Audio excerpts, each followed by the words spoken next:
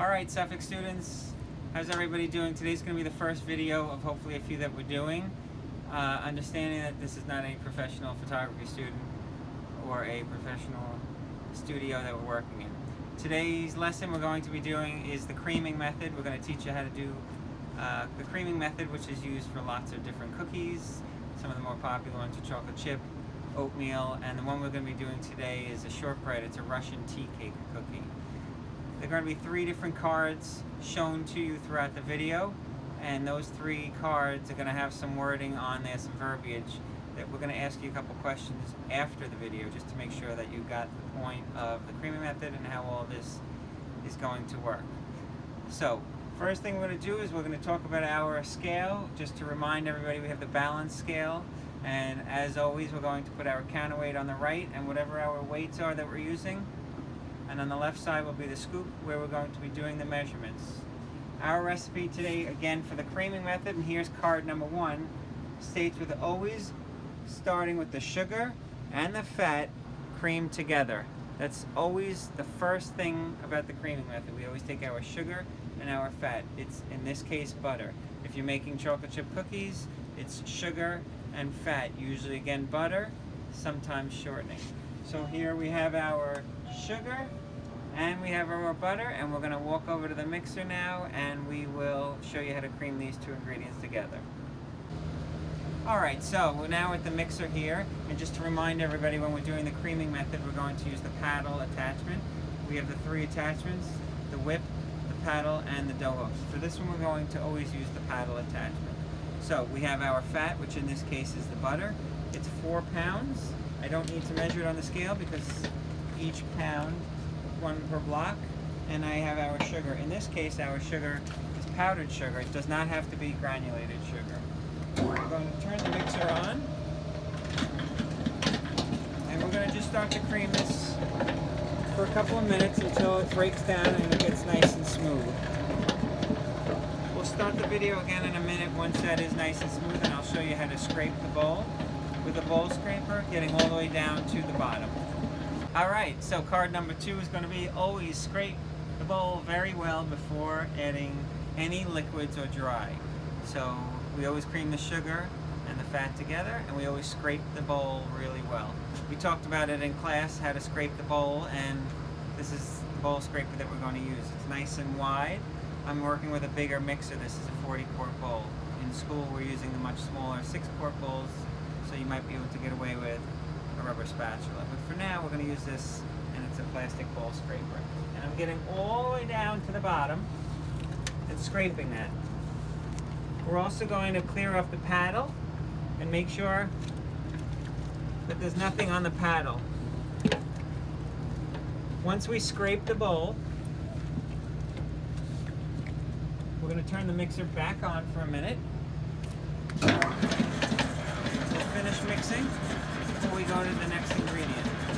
The next ingredient is typically a liquid. It's usually eggs, sometimes it's milk, kind of dairy product. Because this is a shortbread cookie that we're making, there's not going to be much at all. The only liquid we're going to have is vanilla extract. We'll pull that over now. We'll grab our vanilla extract, our flour, and then the last part is our walnuts.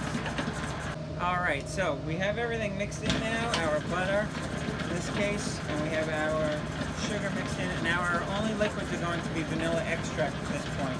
You can add them all at once.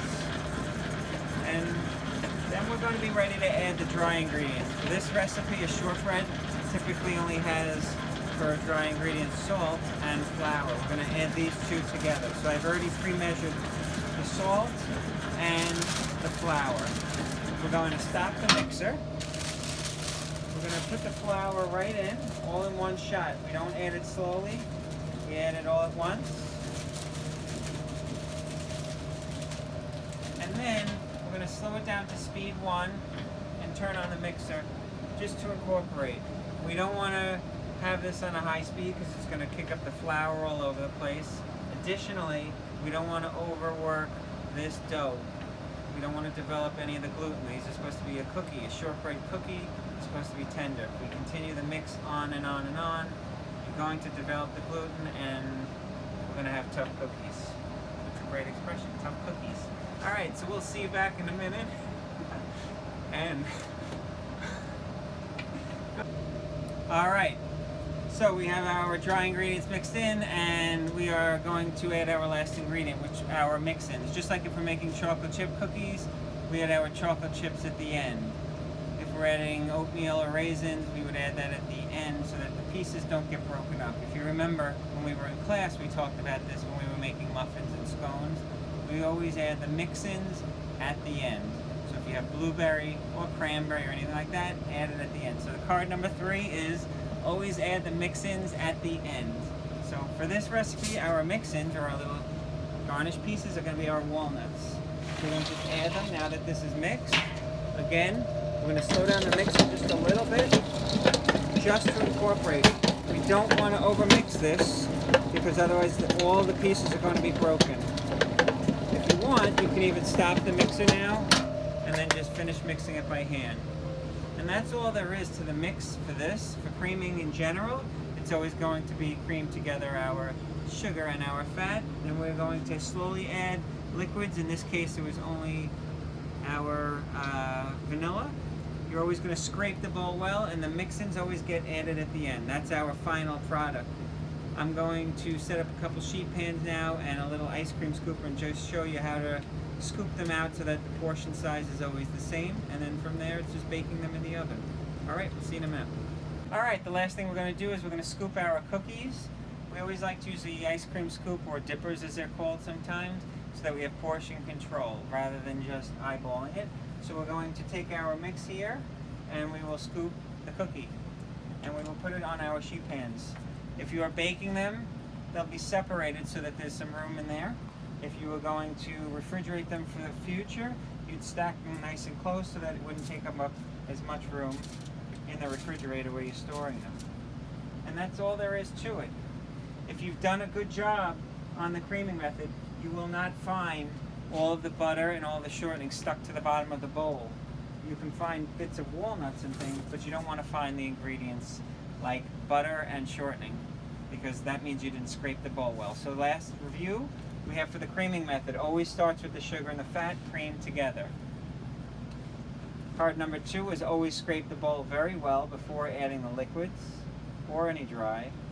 And card number 3 is we always add the mix-ins. In this case, it was the walnuts at the end of the mix. We'll have a couple of questions for you, and we're looking forward to doing more videos in the future. Thank you. Okay, last step we're going to do is we're going to bake off our cookies. We did make Russian tea cakes here, so we're going to put them on the pan as they are here to go into the oven. They need to be separated, but these cookies don't have an issue where they're going to spread very much. We spin that around, and then after they're done in about 20 minutes, we'll see what they are completed. There they are. Once they cool down, we're going to take powdered sugar and dust them with powdered sugar.